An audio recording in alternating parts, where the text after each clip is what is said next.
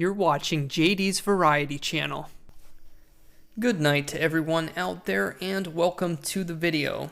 Before I get started, I wanted to say stay tuned. I will be doing more metal detecting and adventure videos shortly. Still waiting for rain here, but that should change very soon. May even start raining as I'm talking to you guys now. We're supposed to be getting the tail end of Hurricane Harvey hitting here in Tennessee, and looks like we're going to get dumped on with some rain over the next few days here. So looking forward to softening up that very hard ground. Now, I want to mention that I plan on doing more discussion style videos such as this. The question right now is whether it's going to continue on this channel or whether it's going to move onto my secondary channel. That really just depends on if it affects how my main content is operating here.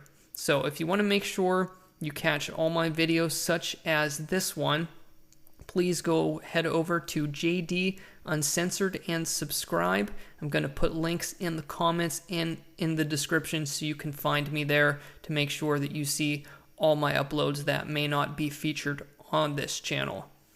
So today I'm going to talk about the topic of how I almost died and how metal detecting played a role in my recovery, a very significant role. Now, there have been times in my life where metal detecting has also had a negative connotation to it. I like to say things how they are and don't just paint things in a specific light that people want to hear. I like to be very open and honest about things, and that's just the way it is when you watch JD's Variety Channel. Sometimes I just say it how it is. So the difficult thing about starting this discussion is finding a starting point. I've been planning on doing this specific video for a while, and no matter how many times I try to do it, I never know where to start because I believe that everything in life is connected, whether you want to believe it or not. And when I start talking, I just kind of take detours and end up all over the place. So I'm going to try to stay on track today. That's one of the reasons I am doing this as a voiceover. If I had the webcam on me and had to focus on staring at that and my mannerisms and the backdrop and everything that go along with that, I would get a little bit too sidetracked and may talk a little bit too fast. And I want these types of discussions to be raw. I don't want to be constantly editing them every 10 seconds. I want it to be genuine. And also, I'm shirtless here sitting in my farmhouse, so nobody should have to stare at my nipples for the duration of this video. So, we're going to start talking about this story in a very odd place, but you'll see why it's fitting when I get into talking about it, because this actually is extremely significant in my life. And most of the problems in my life physically have stemmed from issues with my teeth. And that is a true statement, because it's one of those things that spiraled out of control, was not taken care of properly. Many different things have gone into it. So I'm going to start when I was, we'll say, about 10 years old. As I was growing up, once I got to a certain age, my parents were more passive in areas such as diet and things like that. And as a smart young kid, I was able to get what I wanted when it came to food. So even though there were really no major restrictions, if my parents didn't want me to eat a lot of candy or a lot of sweets, I found a way around it. So and I can tell you, I have a sweet tooth even to this day. I like my sweet stuff. So on a healthier diet, that can be a bit tricky sometimes. But as a kid, having a lot of sugar in my diet, which is not uncommon for young kids these days, especially in what I call the runaway rampant 90s, when health in this country was sort of at a pinnacle to the younger generation, before I say the health revolution kind of swept the country. I was a victim to that mentality and that nearsightedness, but hey, I never play the victim mentality. Definitely not. I'm a believer that you go through things in life, even when you're dealt a bad hand when you're younger, you overcome them and you don't use it as a crutch and you move forward. So I wanted to make that clear also. So as a young kid with a not so great diet, very high in sugar, I developed a lot of cavities at an early age and was accustomed to having dental work, fillings, etc.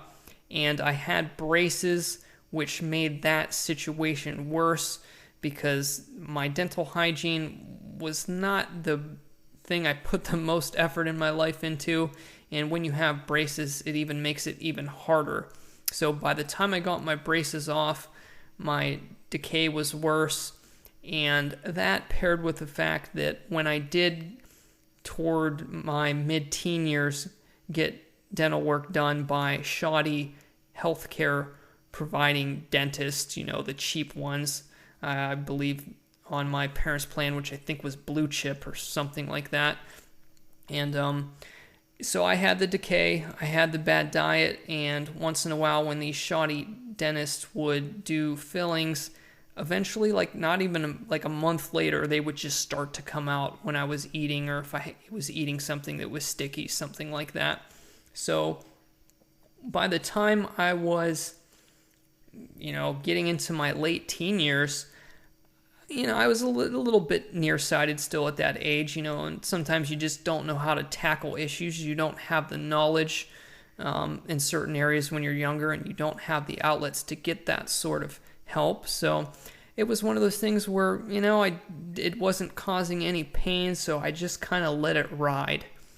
And in retrospect, I definitely paid for that. So in my late teen years, apart from, doing some other things on the side, I started working at a Dollar General, and that was sort of my first real life job, apart from, I was actually a paper boy for several years.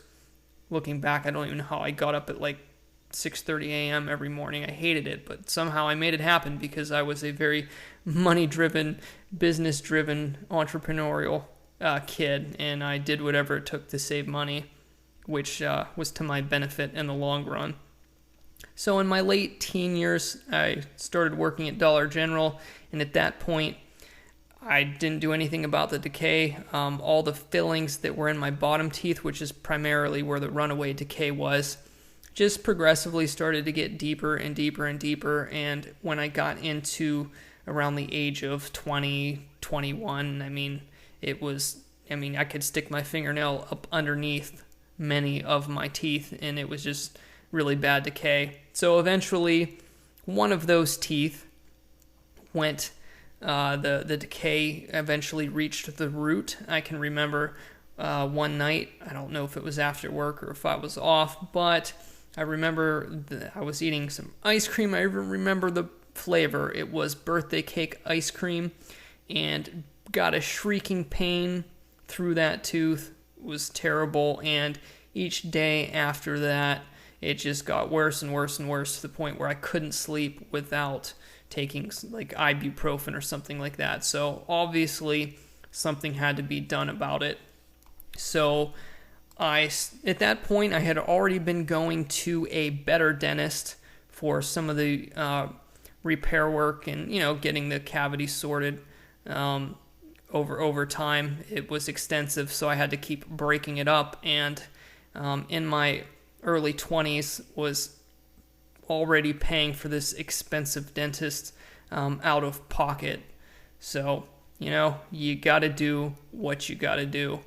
And so when this took place, they were suggesting a root canal, and I didn't know anything about root canals except for the horror stories you hear about them. I heard a few of those, but educationally speaking, I didn't have any knowledge about the process, what it did. All I knew is that it told me what I needed done, and the pain was really bad, so I had it done. And this is one of the decisions I guess would say regret the most, looking into my past from a physical standpoint. I guess I can't say I regret it because I did not have the information and the understanding that I did But being a young person, I firmly believe that you should never have a root canal. It cuts off the blood supply to your tooth and eventually needs taken out anyway, as I found out over the last couple years. And they are extremely stressful on your body. You would be better off at a young age. Sometimes older people can get away with it because the root canal can buy them enough time to live the rest of their life happily. But when you're younger, if you have problems with a tooth that are that bad, have it pulled, have an implant put in. If I would have done that, one tooth could have deliberately changed my life, and you'll see why in a moment. So I went in. This would have been January of 2012, which is sort of getting right into the time where I started my metal detecting career. So in January of 2012, I went in to have my root canal, and this tooth was so bad that they could not get me numb. They put me through 2 rounds of Novocaine until I was blown up like a balloon, and even at that point, I could still feel parts of the procedure. It was miserable, and it was very stressful on my body. When I got home that night, it was pretty bad. Even the I'm not sure what I would call it, the after effect of having that done. I had issues with getting that tooth. The blood would just not clot. It just kept bleeding and bleeding. So I'm not sure if it was from me being just queasy and already under tons of stress, or if it had something to do with some blood loss. It would not stop. It was constant. So I reached a point that night where I passed out, and I was extremely weak, and it was not a good situation. Had to call the dentist in. Long story short, I eventually got the blood to stop, but I had to clench on a black tea bag, which is one of the tricks, and it stained my tooth, but I was able to get that bleeding to stop. So slowly but surely, I recovered from that horrific root canal, which root canals, I guess I would be the person that just adds one more story to the horror section when it comes to those. I am not an ambassador of root canals. So now we're going to fast forward about a month.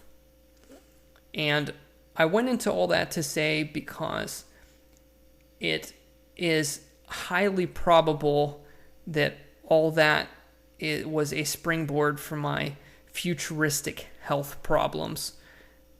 About a month after the procedure, I started to notice a very minor ringing in my ears, more predominantly my left ear, but it was both. And it was just enough it just sounded a little bit odd and high-pitched, like it's so minuscule that you just kind of second guess yourself that it's actually there or that something actually changed. And each night it just progressively got a little bit worse until I got to a point after maybe about a week or two where I couldn't sleep anymore due to this ringing that just kept getting increasingly worse in my ears. And I can remember one night I was playing in a very fast-paced volleyball league. I was, apart from what was going on, with the decay in my teeth, I was an extremely fit, active person. I was in good shape. And I can remember one night I had gone out and on my way driving out, and the whole time I was there, I can't describe it properly, but I couldn't call it a headache because I used to get migraine headaches, and they were the pretty typical thing,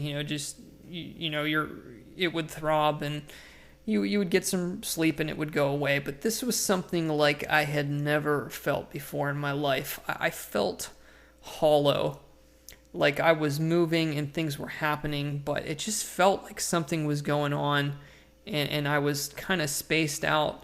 and I had this just kind of weird sensation over my body that was just giving me some kind of mental fog. I knew it was whatever was going on was happening in my brain, in my head. I just couldn't put my finger on it. And when I had got home that night, I had just completely crashed because I was tired and just knew that something felt off. I just felt clammy and I still felt hollow. So I had fallen asleep, and then I woke up in the middle of the night, and that sensation had just amplified to the point where I knew something was horrifically wrong. And I just kind of stood up, and I just felt like my world was collapsing. It's one of the strangest things to explain. Now, at that time, I had moved into a house that I went in on with my parents. It was a duplex, and they had lived on the bottom floor, and I had lived on the top floor. And I knew I was in trouble, so I was able to sort of make my way downstairs and holler at them and just tell them that something wasn't right, and that they I can't remember if I told them to call 911, but I just told them that something was wrong and that I was in bad shape.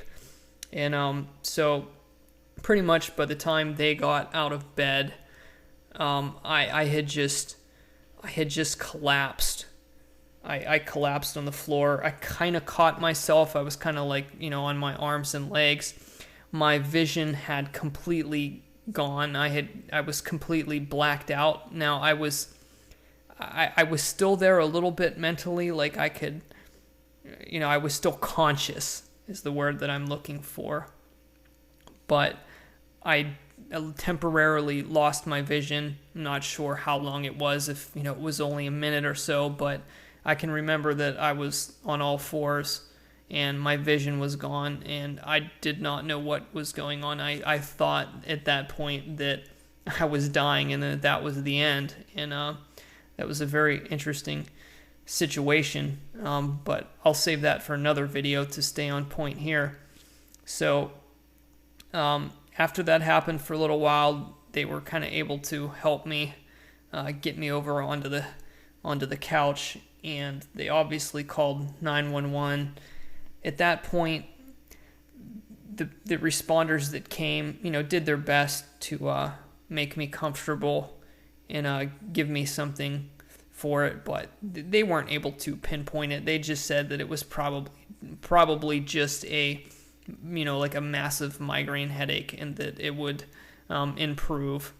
And I like to believe that was true at the time. I wasn't really sure.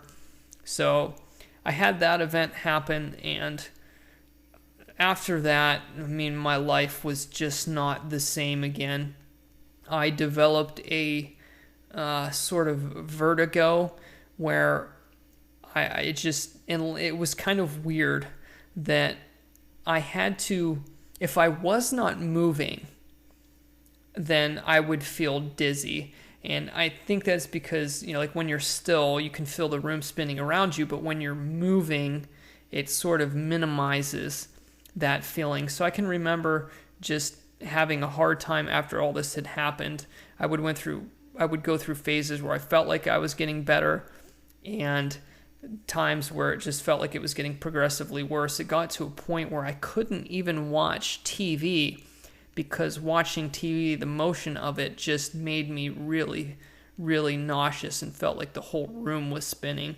So I remember that the only way I could maintain like a sort of sanity was if, somebody was driving me around in the car, and it would be like a temporary relief from all this, awful stuff.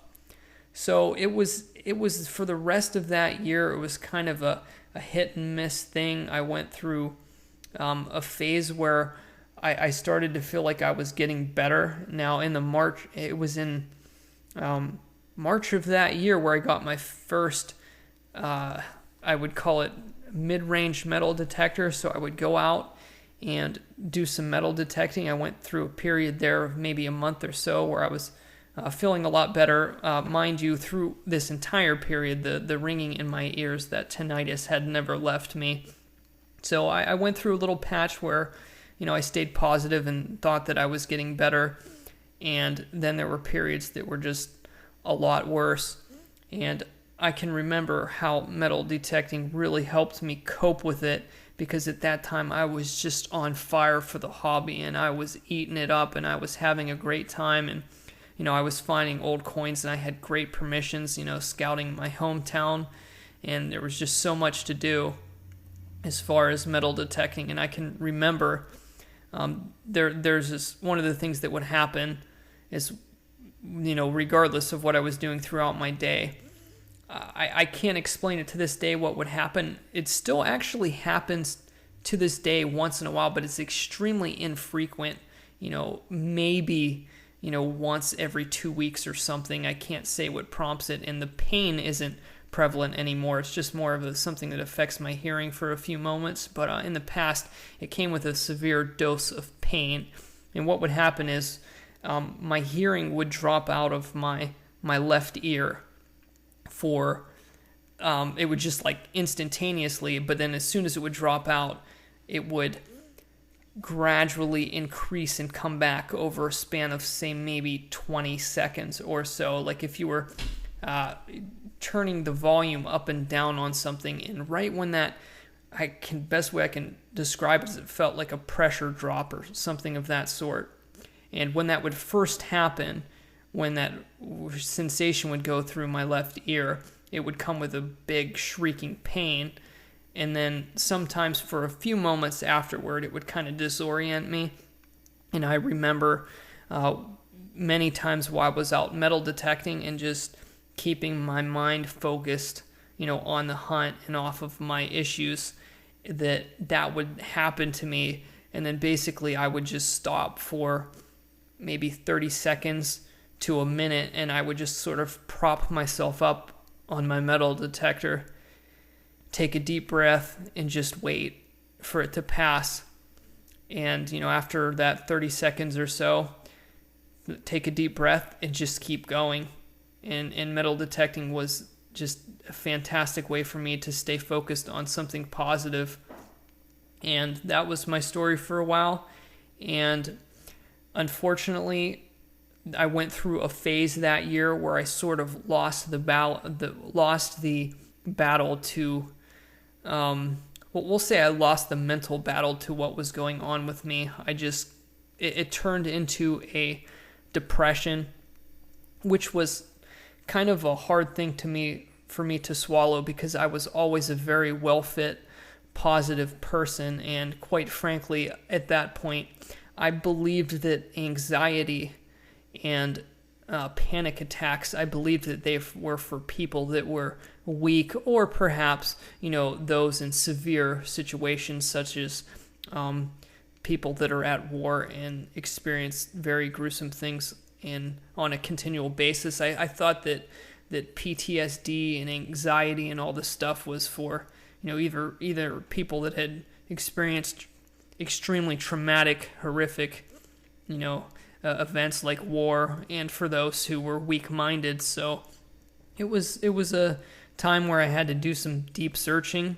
I got to a point where I developed PTSD, and I had such issues with the ringing that even when I was feeling better, if I just heard a high-pitched noise, whether it was a refrigerator or a high frequency from a computer or any noise outside that you can imagine, I couldn't discern whether it was actually in my head or if it was, something that was out there that I was hearing. The tinnitus was so bad that I could not make that distinction. I'm going to get a drink.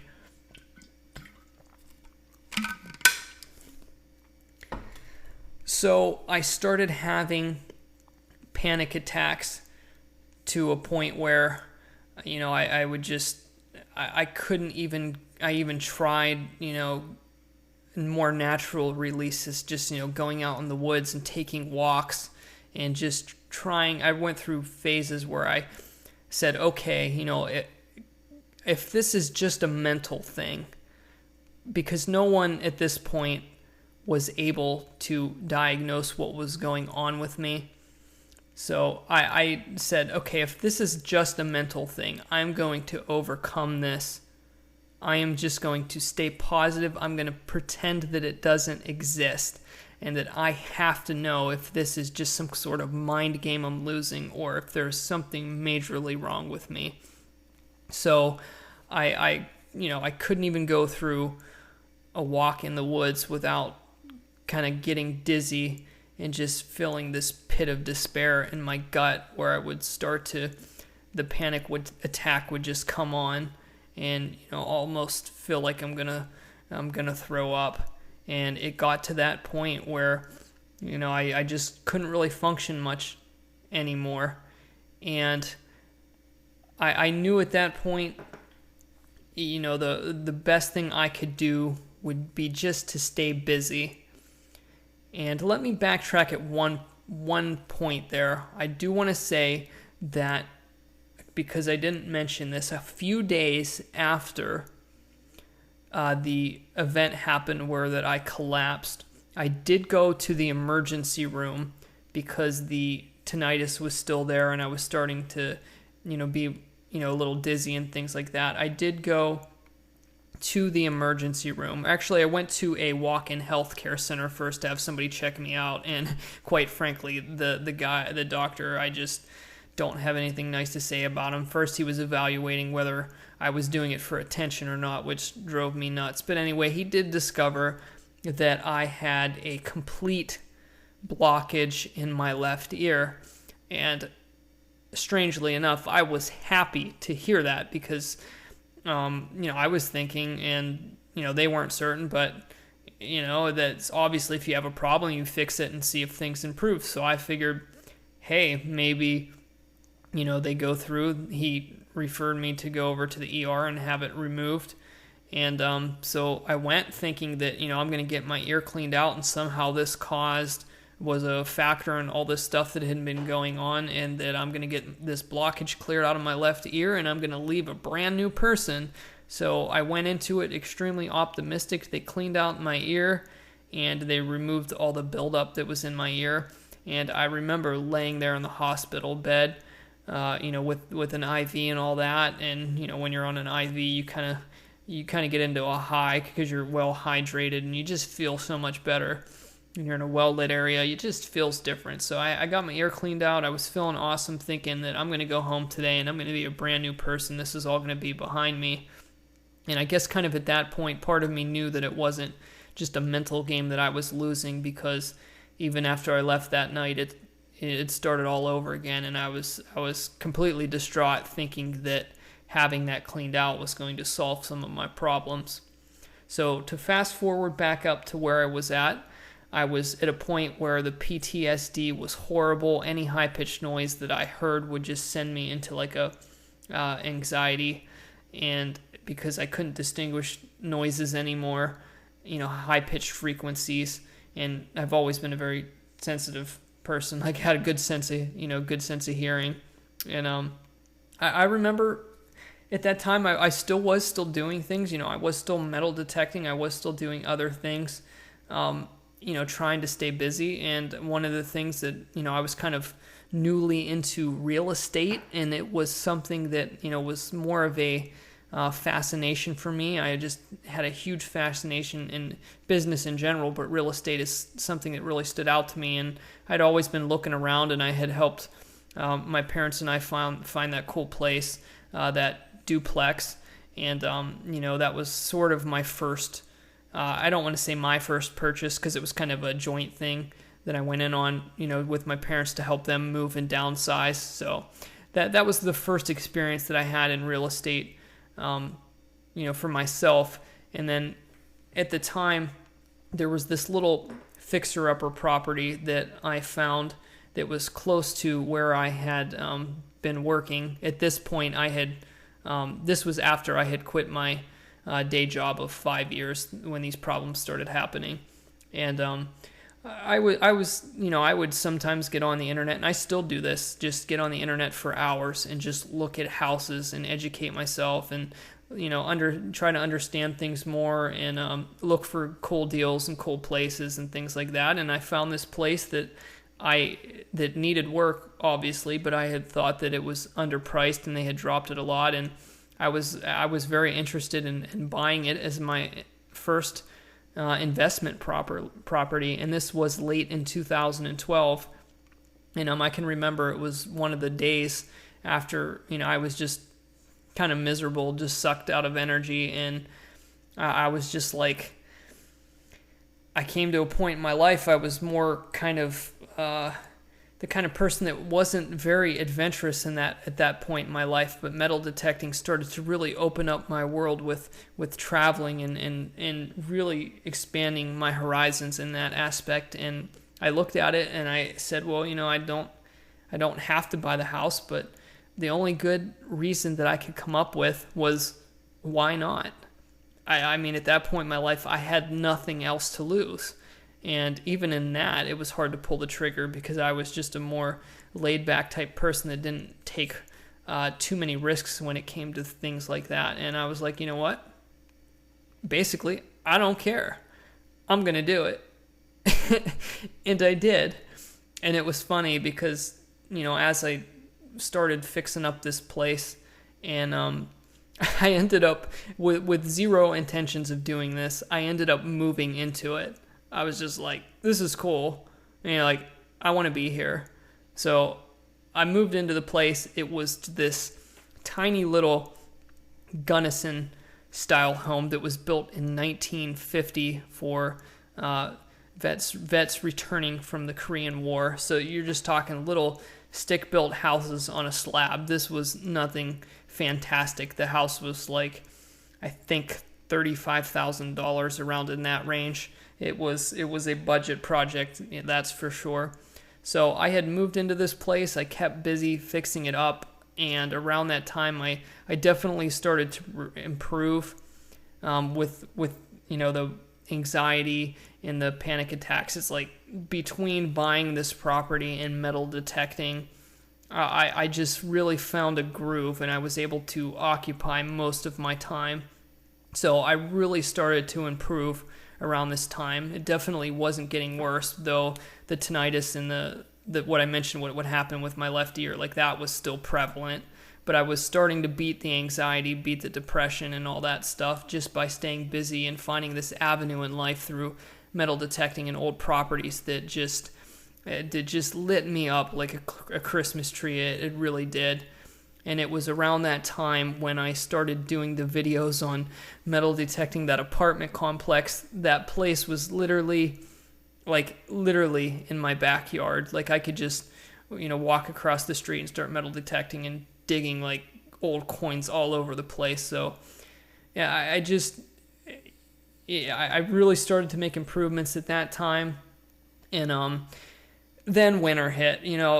When I bought that property, it was already starting to get into the winter months, and I was like, here we go again. I lived in Western PA, which is perpetually cloudy. I grew up in Johnstown, Pennsylvania, which is a dying town. It's dying to this day. It's really bad, especially, the crime is getting so much worse there. I don't live there anymore, but so, we get the lake effect weather from Erie. It's almost perpetually cloudy in that town there, and it's a town on the old Rust Belt where all the industrial jobs had left from its booming days in the early to mid 1900s. And I can remember going through that winter, which was one of the worst ones in a long time. It was really cold and it was really long, and it's kind of funny. You just sometimes hit those events in life where it's like the straw that broke the camel's back. It's like, you want change, you want to explore, you want to do things with your life, but you reach that point where you realize nobody else is going to do it for you. I mean, pretty much at that time in my life, I had a couple people that would have been supportive of me moving away that were closer friends, but for most of the part, when it came to family in my life, it's more conservative, more hesitant, why you have to have a reason to do something. And I can remember one day I walked to the gas station was literally in my backyard. There was a fence separating my house from the gas station, and which was a Sheetz gas station, which I kind of love that place because they don't really have them down south here. And so it was like -2 degrees with like a 15 below wind chill or something ridiculous. And I remember that I couldn't like even walk to the gas station in my backyard without feeling like I was getting frostbite. And that was like the straw that broke the camel's back, because, you know, we had like a foot of snow. It was like 0 temperatures for quite a while. And I was just sitting in this little dark paneled Gunnison home trying to stay positive and work on my business while I was dreaming of being out metal detecting and exploring and all this stuff. And I said, you know what? I'm not gonna. Not only am I not gonna do this, I'm not gonna be here next year. I'm gonna make that a goal. I was ready to go then. So I did one of the craziest things that I've ever done in my life. Looking back, I would never do this again. But sometimes when you're in a point where you know that something needs to change, but you don't have the tools and the mindset and the experience to do it, you just have to start somewhere. And that's what I did. So I had most of my money that I had saved up and that had built from the early days of my business was invested back into it. And I kind of regretted that at the time because I just wanted to leave. But I've never been the type of person to rent properties, you know, like myself. It's just something about it. Like you feel like you don't have ownership, and I take pride in that. Like I never wanted to felt somewhere where like I knew where I could live somewhere in rent place where somebody could call me and say, hey, you know, in a month you have to be out. Like I just could never fathom the idea of renting a property from someone that you don't know. And that's just one of my little quirks, I guess you would say. So I had big dreams, but I was extremely naive at the time, but knowing I just wanted change. So I found this property. I had been looking at a couple different options. Now, the truth is, I almost moved to Hilo, Hawaii. And I haven't been to Hawaii yet, but I want to go explore the Big Island someday. That's something that has really fascinated me. And one of the places I almost moved was Hawaii.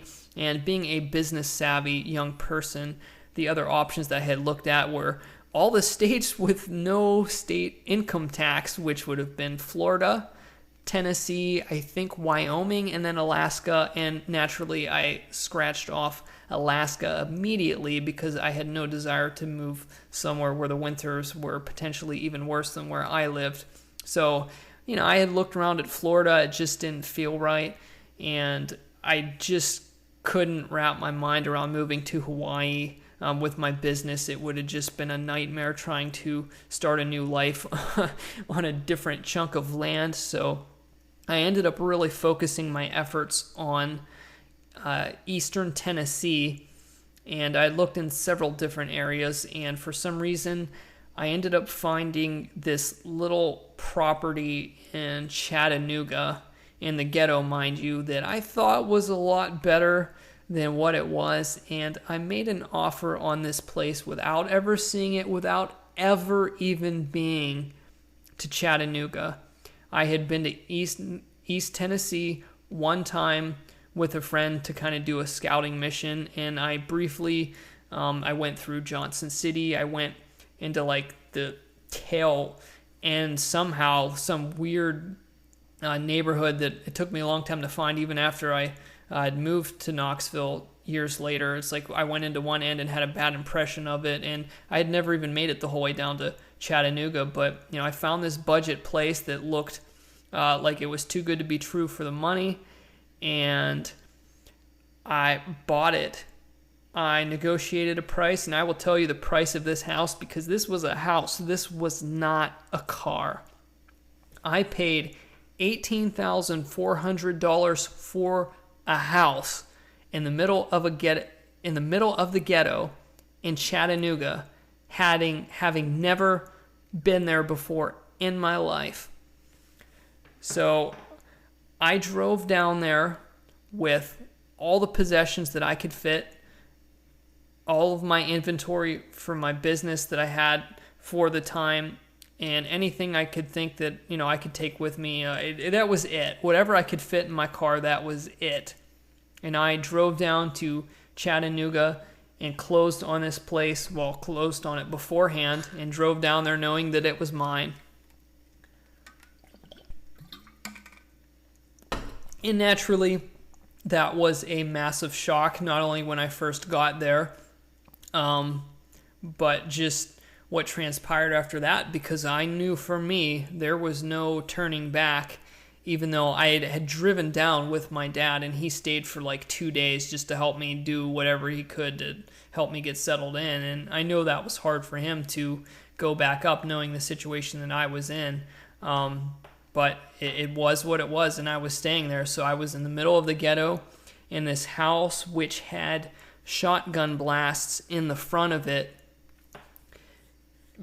just from little like drive-by shootings from when it was vacant, people just goofing off. So there were in the front of the house, the blinds and the windows had a shotgun, shotgun blast into the siding of the house, and it was a crazy thing. I was definitely in over my head. This was a house that was built in 1920, I think it was. Yeah, 1920 on the button.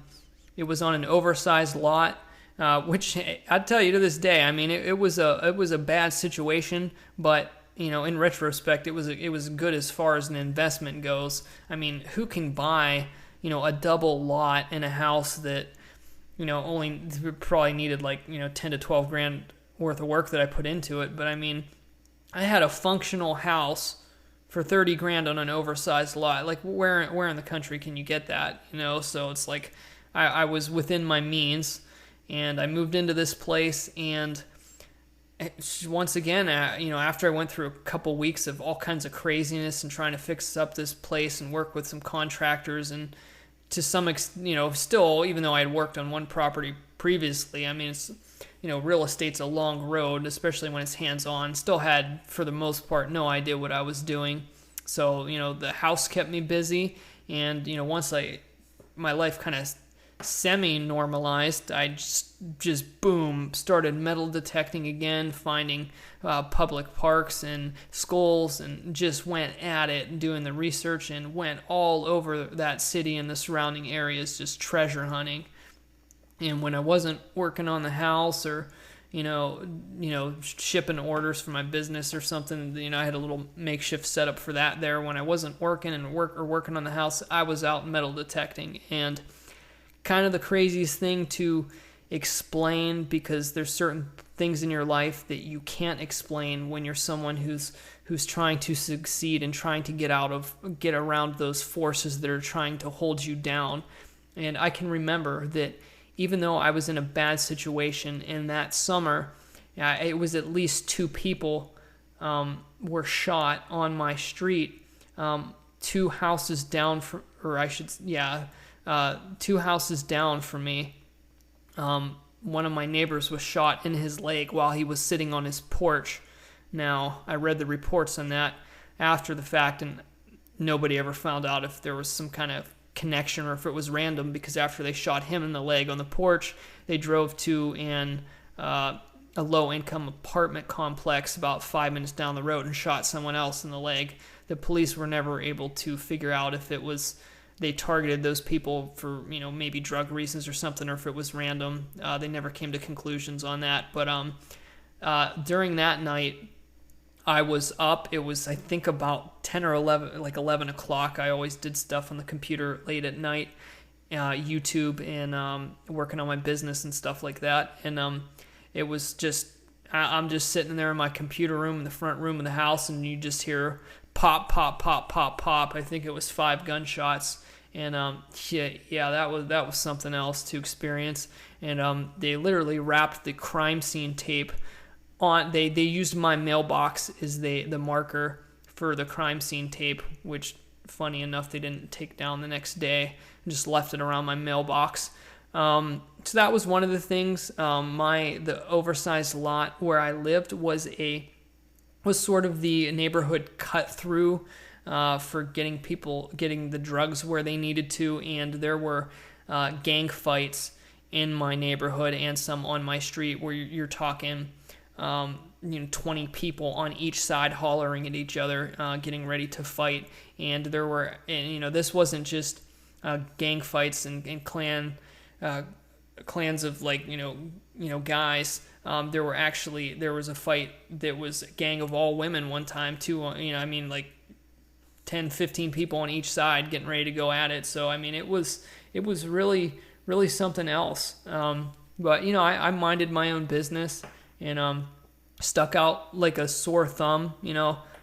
Me, little white boy, in the middle of in a neighborhood living by myself. I became in a sense, you got to be really careful because people knew, or I not knew, they would try to take advantage of me, and I had to be really careful. And that's one of the things I learned in the past. If you're in an area, or even if you're not in a bad area, one of the first things you want to do is change your license plate, because when you're out of state, especially if you live alone and you're a young white guy, I was a target.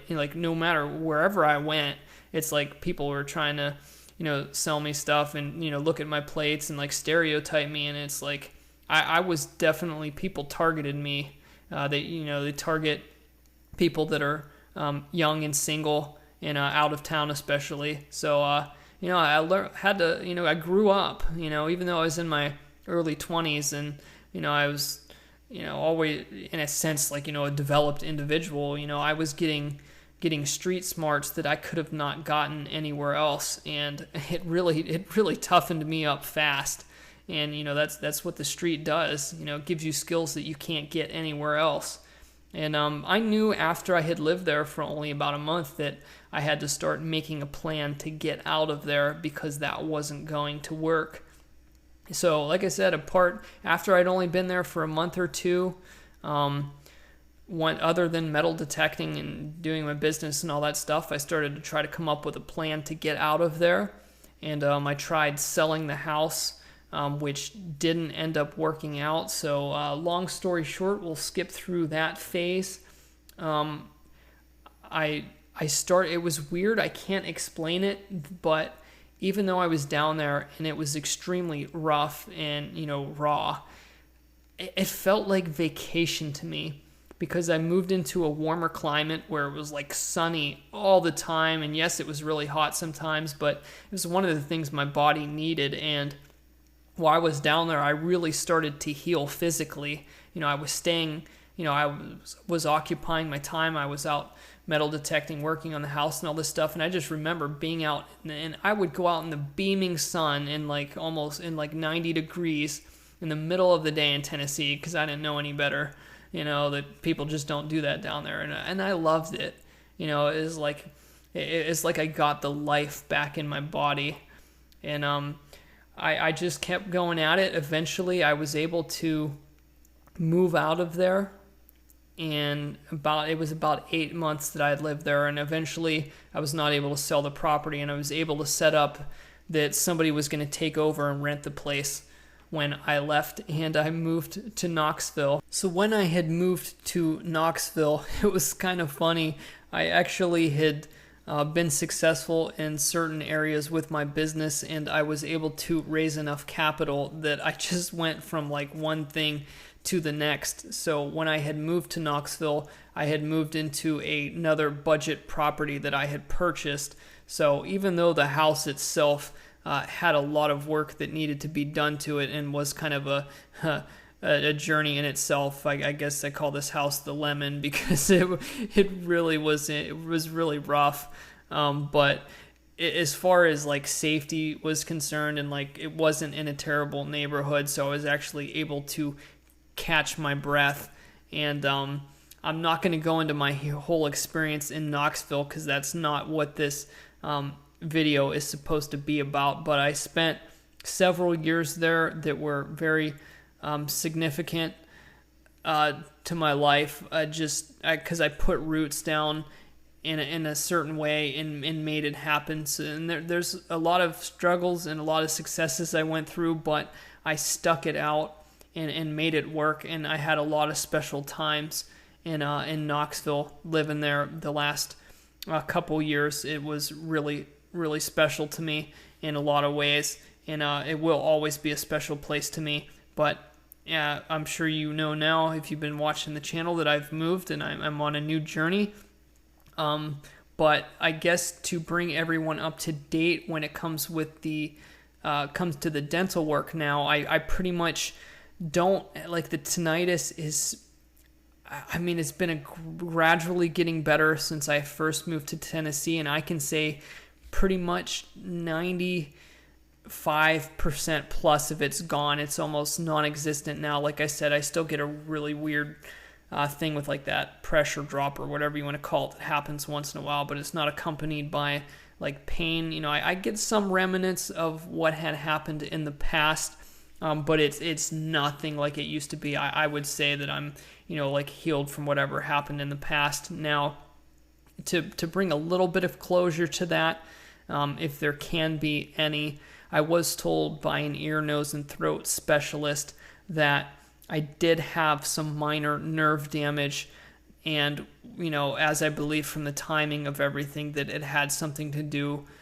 with my procedure of having my root canal and other dental work leading up to that. I mean, that's the only thing that was different in my life, and it was the tinnitus that started pretty much very quickly after my root canal procedure. Now, you guys know that I've been having dental work done, major procedures,